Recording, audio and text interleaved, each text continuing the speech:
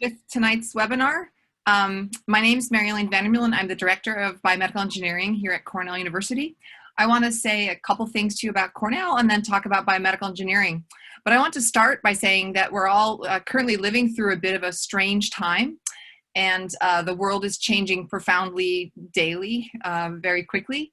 But one thing that I think has become very obvious in the current pandemic is the relevance of a field such as biomedical engineering.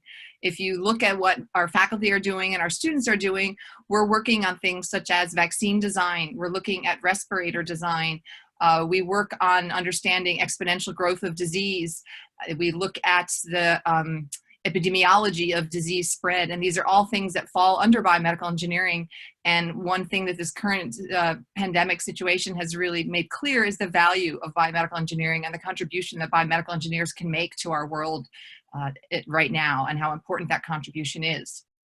So I want to say just a couple things about Cornell Engineering. Cornell Engineering is unique because it has a long, deep history that was already present when the university was founded in 1865, which is quite unusual for engineering schools.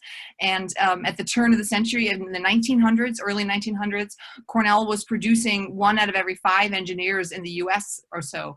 So we have a lot of firsts in engineering, and we have a really deep history in engineering also because we were co-ed from the very beginning, and we were diverse and integrated from the beginning. So Cornell is unique in that sense among engineering schools, and I think some of that shows in what we look like today.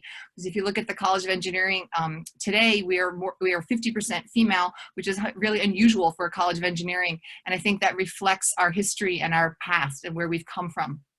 So the engineering college is a very broad college that has majors that span from biomedical engineering, which you're going to hear about today, and we're the newest department, but that start from mechanical engineering, which was one of the original departments, and go through something like applied engineering physics, which is something you may not have heard of, which is a much smaller department.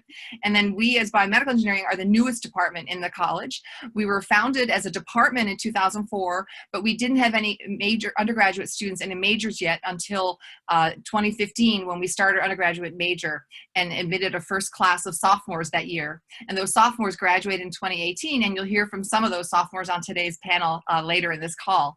So it's an exciting time for us. This year is our 3rd class.